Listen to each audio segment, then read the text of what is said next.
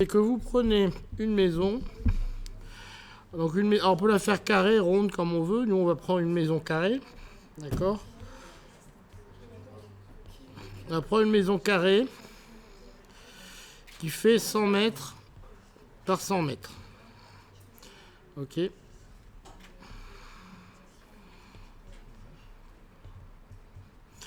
nous, ce qu'on va chercher, c'est les fuites thermiques. Alors moi, je l'appelle Q point en général pour des raisons. Là, ils se sont coupés encore. Allô, Simon. Voilà. C'est bon. Voilà. Et donc, on va chercher, nous, le Q point, qui sont les fuites thermiques. Parce qu'au milieu, j'ai une chaudière ici qui chauffe, donc qui chauffe de façon radiale, qui chauffe partout. Okay.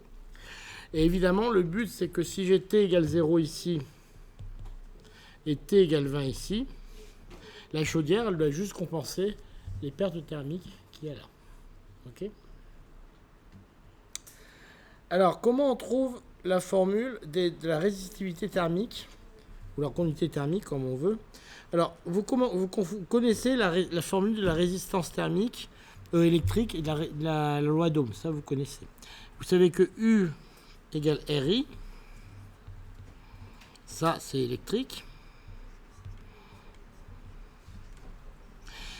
Si vous transposez ça en thermique, vous avez delta T égale R thermique fois Q point. Le I, c'est le Q point, le U, c'est le delta T, et le R, c'est le R thermique. Okay. Q point est équivalent au I, puisque c'est un transport de chaleur. Okay. Donc, c'est des joules par seconde, donc c'est des watts. Okay. Et puis, delta T, U, c'est delta V, d'accord. C'est une différence de potentiel. Delta T, c'est une différence de température. Alors, la résistance thermique, on peut aller un petit peu plus loin dans l'analogie, puisque la résistance électrique, c'est ρ L sur S, d'accord. Donc c'est bien cohérent. J'ai une résistivité, plus c'est long, plus c'est résistif. Plus la surface est grande, moins c'est résistif. Je peux écrire la même chose pour la résistance thermique. La résistance thermique, je peux écrire que c'est la résistivité thermique, donc je ne sais pas comment on l'appelle, je l'appelle K, fois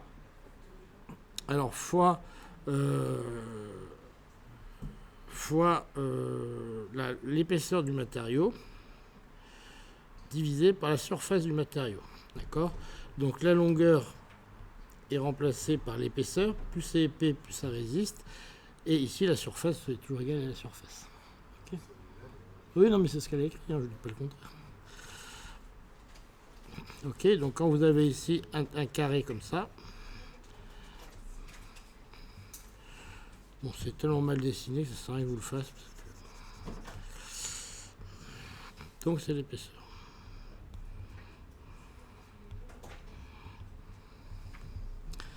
Donc maintenant, les pertes qu'on va avoir,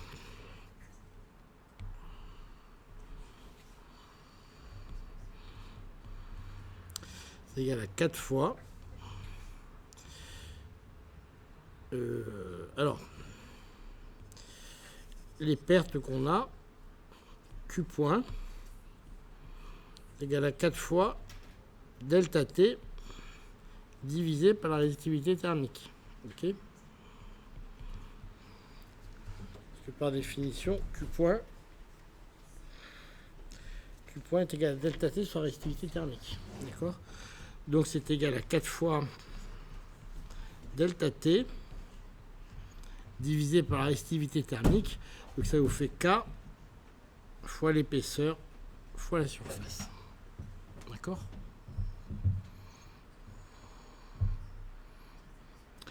Si on met ça avec des chiffres, ça vous fait 4 fois 20 fois... Alors la surface, c'est 100 mètres carrés. Alors on dit quoi? Je suis bête, je dis une bêtise. Elle ne fait pas 100 mètres, elle fait 10 mètres fois 10 mètres. Elle fait 10 mètres fois 10 mètres.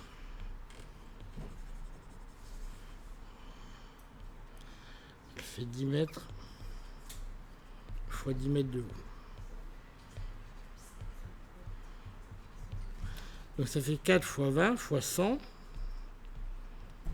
divisé par, on a dit combien d'épaisseur? 20 cm d'épais divisé par 0,2. Alors la résistivité du truc, on connaît la conductivité, c'est ça que vous me dites? Pour la conductivité. Donc je mets le 0,92 en haut.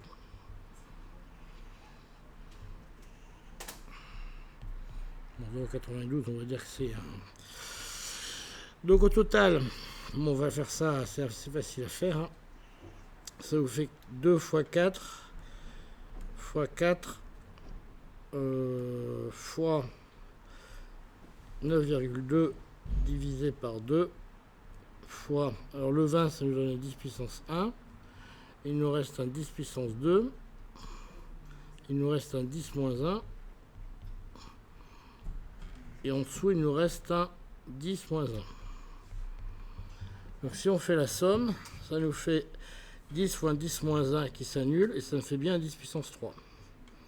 Ok, 10 fois 10 moins 1, ça s'annule, il y a un 10 puissance 2 et un 10 moins 1 en dessous, ça nous fait bien un 10 puissance 3. Si je calcule les deux et les deux s'annulent, 4 fois 9, ça fait combien? 36, c'est ça? 36 fois 0,2, alors vous mettez à 40, vous faites le cadeau du 40. Donc ça fait effectivement ce que je m'attends bien, de l'ordre de 40 kW. Donc je ne sais pas où on s'est trompé au tableau. Quelque part on s'est trompé. Donc on va regarder. On a swappé quelque part.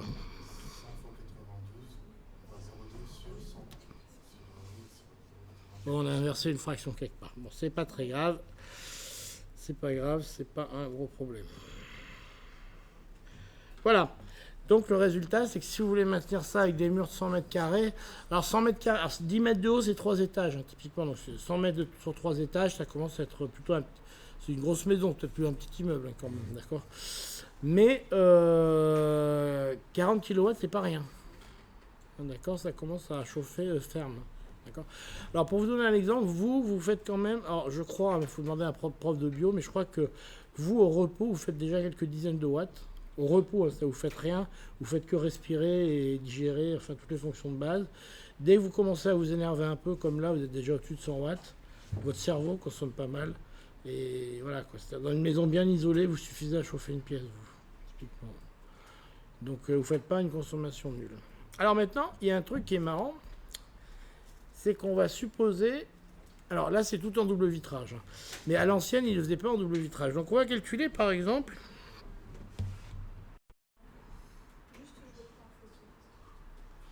Et vous les aurez, si vous voulez, je vous donne ce soir tous les PDF. On est pour 10 secondes à les faire, les PDF. Donc vous les aurez. Avant, hein, 5 fois delta T sur RTH. Cette petite formule. Un truc, maintenant que vous avez tout pour le faire, on va calculer la contribution des fenêtres.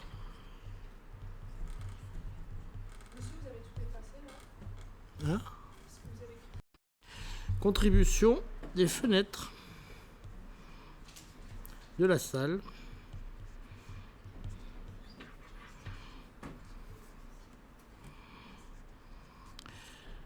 si elles sont en double vitrage.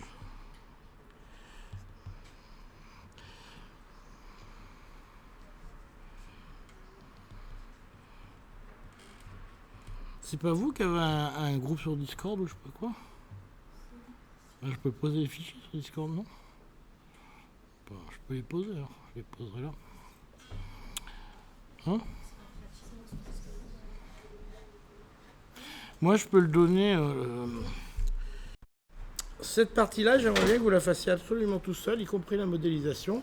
Donc, on va supposer qu'il y a ces fenêtres-là. Le seul truc qu'on suppose, c'est que c'est du simple vitrage, truc à l'ancienne. Et par contre, vous allez tout faire tout seul. Vous allez mettre des hypothèses sur les épaisseurs, des hypothèses machin, sur la taille des fenêtres, sur machin, sur le truc.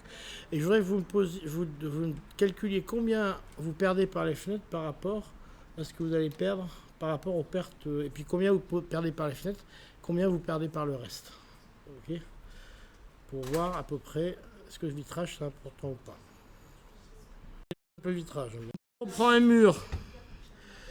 Donc on prend un mur de 10 mètres fois 5 mètres, on va prendre ce coup-ci.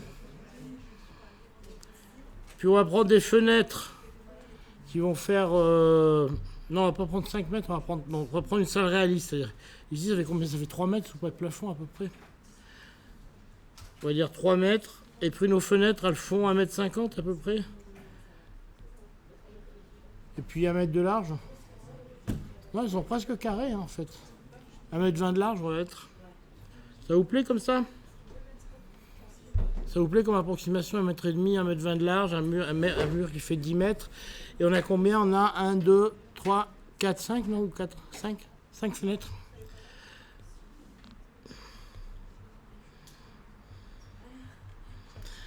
Alors les fenêtres, l'épaisseur des fenêtres, on met quoi? 3 mm? 5 à ma gauche, c'est bon? Là-bas, ils s'en foutent. Vous achetez 5 mm pour les fenêtres, c'est bon? Ça vous va? C'est bon? Vous avez acheté des belles fenêtres à 5 mm, hein, parce que ça commence à être cher la fenêtre à 5 mm. Elles ont regardé, c'est plutôt 3 mm qu'on vous vend en général. Hein. Ah ouais, mais là vous êtes quand même dans la haute gamme, là. Vous avez pris des fenêtres, je pense pas qu'à la fac on se paye des fenêtres de 5 mm. Ça regarde tout le temps du bruitage là. Allez, les pertes. Q point égale 5 fois, ben on regarde delta T sur RTH.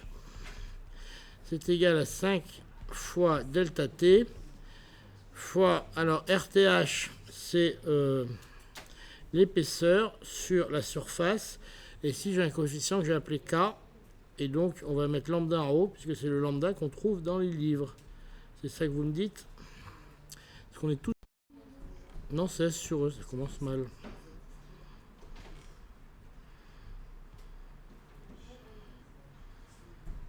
Oui, c'est logique, plus j'augmente la surface, plus les pertes augmentent.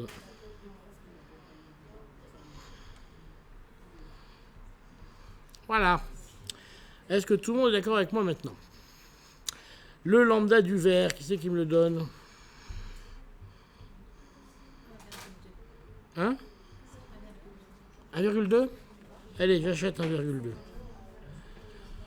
Donc on en est à 5 fois 20 fois 1,2 fois, alors, 1,2 fois 1,5 fois 1,5 sur 5 10 moins 3. Alors là, je vois pas comment je le fais de tête. Donc, on va le faire là. Je trouve 21 kW. Est-ce que quelqu'un peut vérifier ça vite fait, que je me plante pas trop?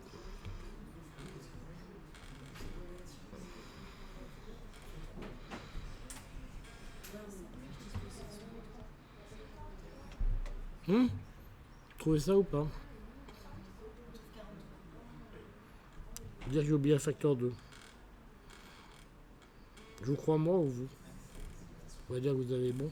Bon, attends, je vais refaire aussi.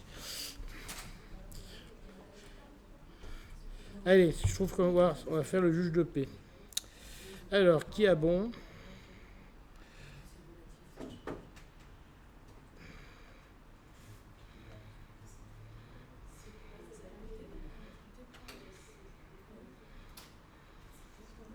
C'est vous qui avez raison.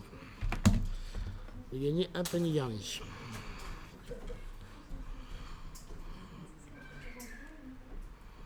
Quarante-trois.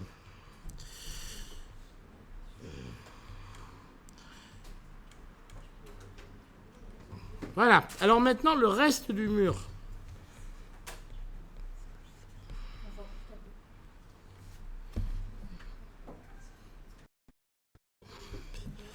Donc le reste du mur,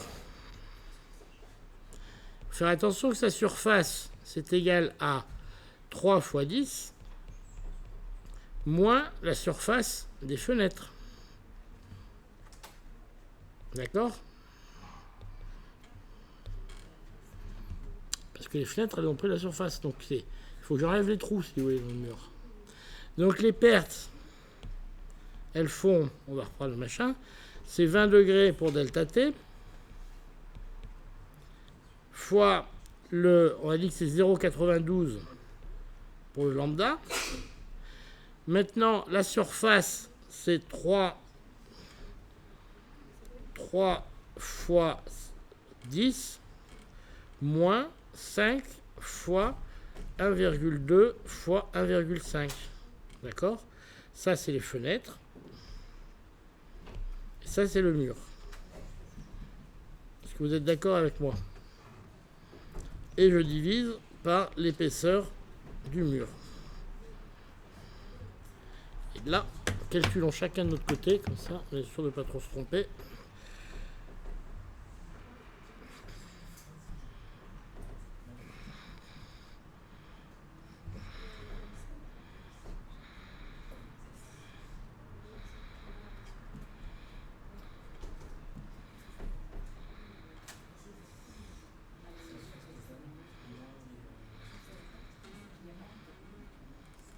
On a mis combien pour l'épaisseur du mur, déjà on avait mis 20 cm, c'est ça?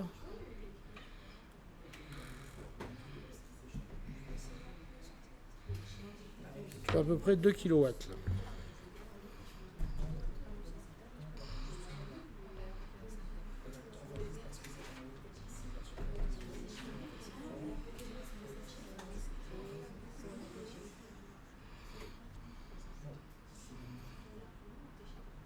Et donc vous trouvez, vous êtes d'accord avec moi ou pas? C'est 1,92 que j'ai trouvé, c'est ça? Donc les pertes totales,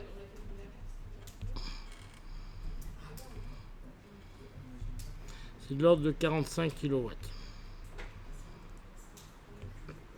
Je vais le mettre après. On peut analyser un peu ça. C'est qu'il y a deux trucs sur lesquels on perd. Sur le facteur lambda, on perd un facteur 0,9 à 1, on perd un petit 10%. Donc effectivement, on perd 10% là, mais c'est pas là que c'est le plus grave. C'est que là, vu l'épaisseur des vitres, d'accord, on passe de 5 10-3 à 10-2. Donc là, on perd un facteur 10. D'accord? Donc vous grattez 10% ici et vous perdez un facteur 10 ici. Au total, vous perdez tout par les vitres. Surtout que là, d'ailleurs, ça se voit ici. Hein, vous avez à peu près autant de surface vitrée que de surface en béton ici. Alors ça dépend du ratio, mais si vous voulez faire une maison avec beaucoup de vitres, vous apercevez que si vous prenez un facteur 10 ici, un facteur 10% ici, sur le ratio de vitrage que vous mettez, les pertes se font par les vitres. D'accord. Donc c'est pour ça que c'est absolument catastrophique d'avoir du simple vitrage. Donc c'est pour ça que maintenant c'est obligatoire de mettre du double vitrage pour limiter les pertes. Si vous mettez du double vitrage, là par contre ça devient un très bon isolant. Alors pour des raisons qu'on n'étudiera pas cette année, mais le fait qu'il y ait une couche de verre au milieu, ça vous fait une résistance au milieu qui est un très bon isolant thermique. Le verre au milieu, enfin le mieux c'est de mettre du vide, mais le problème de mettre du vide c'est que ça devient fragile parce que vous avez une force énorme qui s'exerce sur les vitres. Donc si vous faites plume dedans, tout qui se colle comme ça, donc c'est un peu gênant. Mais l'air c'est déjà un bon isolant, l'air c'est déjà un bon isolant thermique. Donc si vous mettez, là c'est tout en double vitrage. Donc là c'est intéressant pour la résistance et ça dépend plus trop de l'épaisseur du verre. Okay. Mais sinon tout le monde sait que le verre, bon, quand vous prenez un verre avec de l'eau chaude dedans, ça conduit la chaleur. Donc voilà, donc ça c'était ce qu'on voulait faire. Alors on a encore un peu de temps, il me semble. Oui. C'est quelle heure? Ah oui, on a largement le temps. Alors, j'avais posé à vos... Donc, les pertes totales.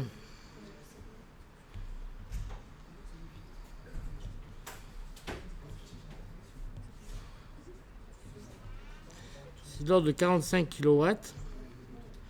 Donc, les pertes par les vitres.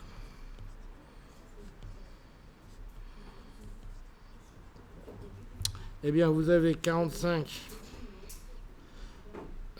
divisé par 43, pardon.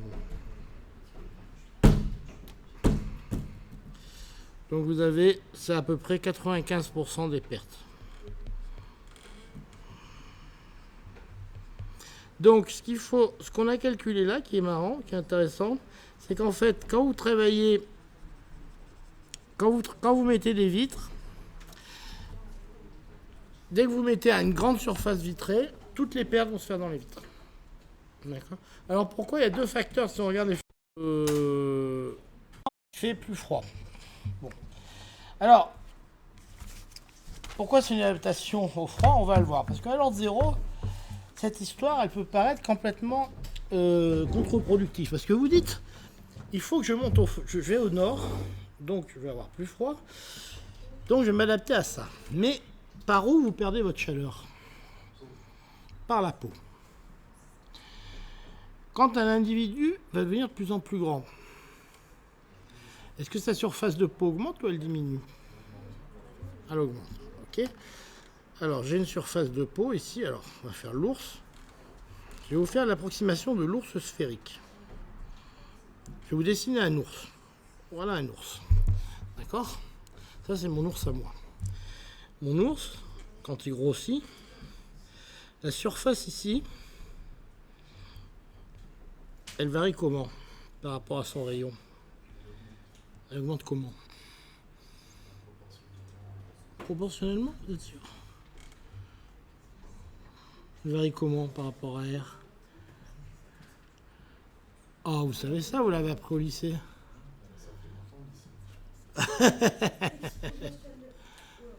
Exponentiellement, la surface, c'est une exponentielle du rayon. Allez, rappelez vos souvenirs de collège, là. C'est quoi la surface par rapport au rayon sur une sphère? Hein? Eh oui, donc ça varie comment par rapport à R? Ça varie comme R au carré. Nous sommes d'accord. C'est vachement important, ça. Vous voyez, ce genre de petits problèmes à la con, ils se résolvent avec de la physique niveau 3e.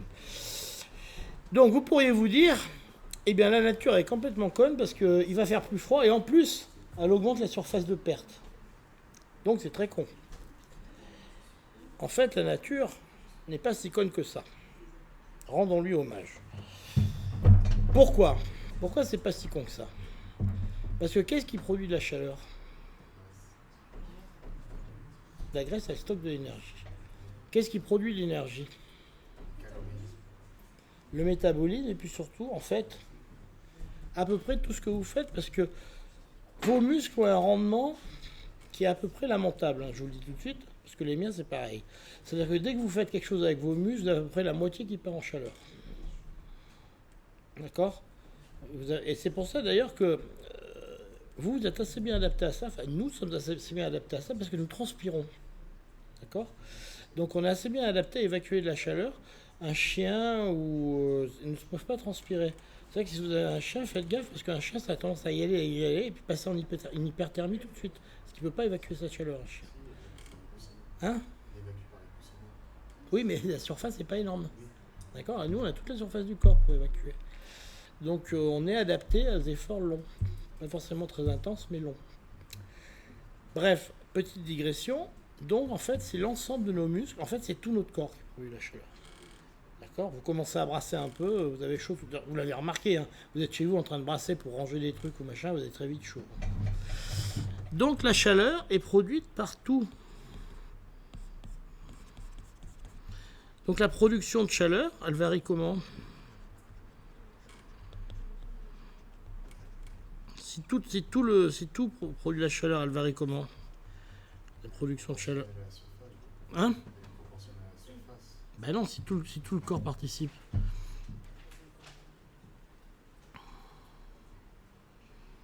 Si tout votre corps participe, et pour cela à quoi?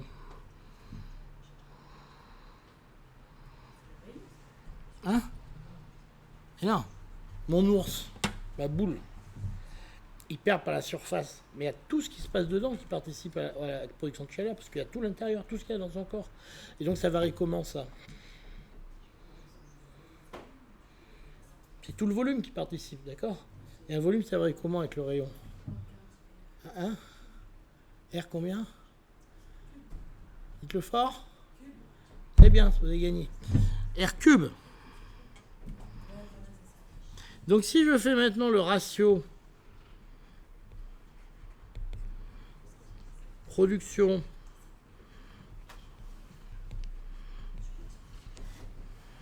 sur perte, je vois que ça varie comme R, parce que j'en ai un qui est en R cube et un qui est en R. Donc à la fin, j'ai bien intérêt à avoir un gros animal, parce que quand je fais le ratio de la production sur les pertes, quand mon animal grossit, c'est la production qui l'emporte sur les pertes. D'accord? Donc l'idée que je perds de plus en plus, elle est vraie, mais je produis encore plus vite. Donc j'ai intérêt à avoir un gros animal. Idem pour votre bébé. D'accord, votre bébé, il est petit. Donc il a une surface d'échange qui est petite. Donc vous dites, il ne perd pas beaucoup de chaleur. Ouais, mais aussi il en produit très très peu. D'accord, d'un très mauvais ratio chez lui de production, machin de truc. Donc il faut faire attention. Et vous avez la même chose sur les battements de cœur. Les petits oiseaux, le cœur qui bat très très vite. Les gros oiseaux, le cœur, un éléphant, c'est un cœur qui bat boum, boum. Bon, les coureurs du Tour de France aussi, mais ça c'est un autre problème. Mais quand vous avez des gros animaux, ils ont un cœur qui bat doucement. D'accord. Donc voilà, donc ça c'est la production de chaleur, c'est la même chose. D'accord. Donc réguler les pertes de chaleur, c'est compliqué. Et donc quand vous avez un gros animal, en général au nord, ils deviennent plus gros. Et au sud, ils deviennent moins gros. Voilà, c'était ce petit exercice que je voulais vous faire faire. Voilà.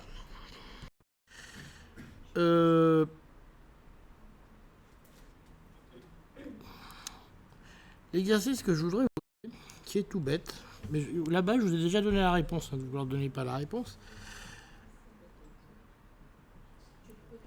Un oiseau, on va faire un oiseau rond, d'accord. Si vous avez compris comment ça se joue, vous allez trouver la réponse tout de suite.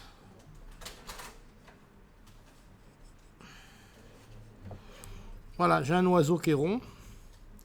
La question que je vous pose, c'est pourquoi il n'existe pas de très gros oiseaux. Vous avez remarqué que dans la vie, il n'y a pas de très gros oiseaux. Vous n'avez jamais vu un oiseau de ma taille, par exemple. Non, non. L'animal, oui, vous avez vu des animaux de taille, mais des oiseaux, vous n'en avez jamais vu de ma taille. Il y a une raison. Essayez de réfléchir pourquoi il n'y a pas de très gros oiseaux. C'est un peu la même chose que ce qu'on vient de voir. Donc réfléchissez à ça, puis après on arrête. Et petit oiseau deviendra grand.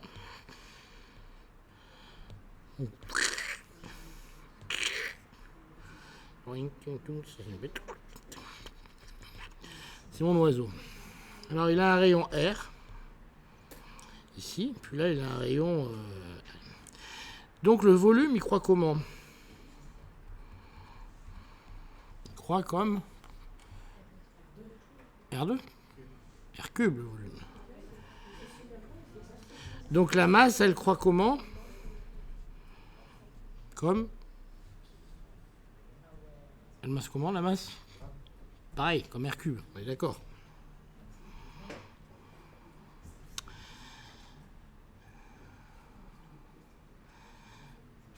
Par contre,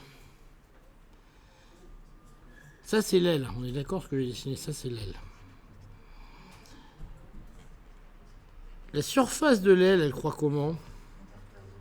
Ben ouais.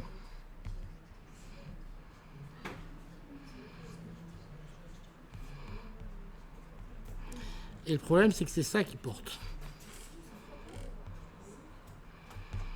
Ce qui fait voler un oiseau, c'est la portance. La portance, c'est la surface de l'aile.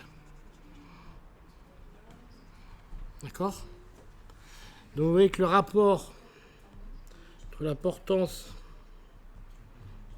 et le poids, c'est un truc qui est en 1 sur R. D'accord? Donc au bout d'un moment, ça marche plus cette affaire. C'est ça.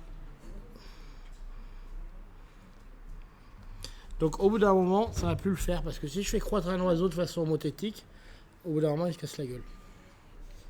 Parce que l'aile ne peut plus le porter. Donc si vous voulez faire voler un oiseau, ben, il faut aller au-delà de ça. C'est-à-dire qu'il faut que l'aile grandisse beaucoup plus vite que le reste.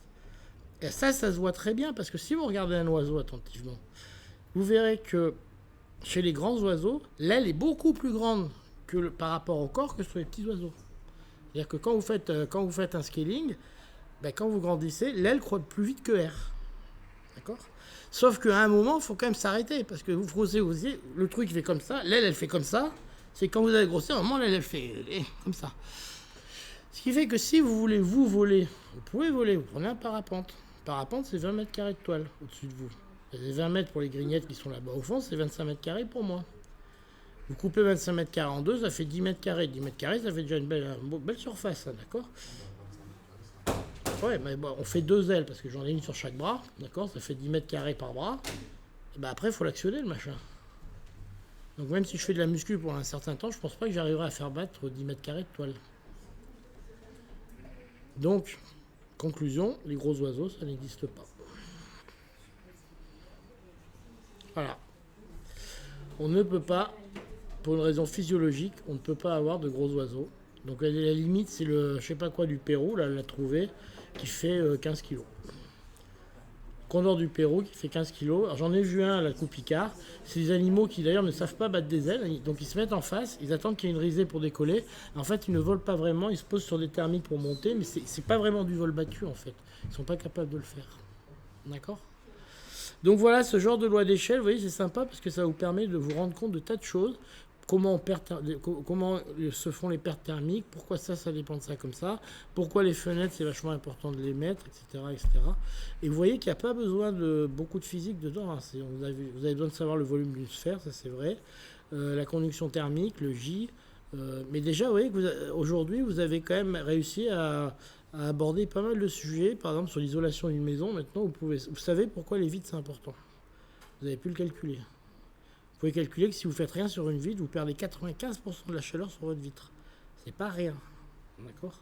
Et vous savez pourquoi. Vous savez simplement que c'est l'épaisseur de la vitre qui pose problème. D'accord. Vous avez vu pourquoi quand vous avez un animal, et ben, s'il est tout petit, un bébé, ben, si vous le mettez dans l'eau, ça va mal se passer. Parce qu'il est petit. C'est pas parce qu'il est jeune, c'est parce qu'il est petit. D'accord. Et le monde comme ça, vous allez le découvrir. Alors moi, quand j'étais petit, je voulais faire de la physique exactement pour ça, pour comprendre le monde qui m'entoure. C'était pas pour faire des équations super compliquées. Hein. Ça vient après. Mais alors zéro, ce qui m'intéressait, c'était ça, de comprendre pourquoi il n'y a pas de gros oiseaux, de comprendre pourquoi on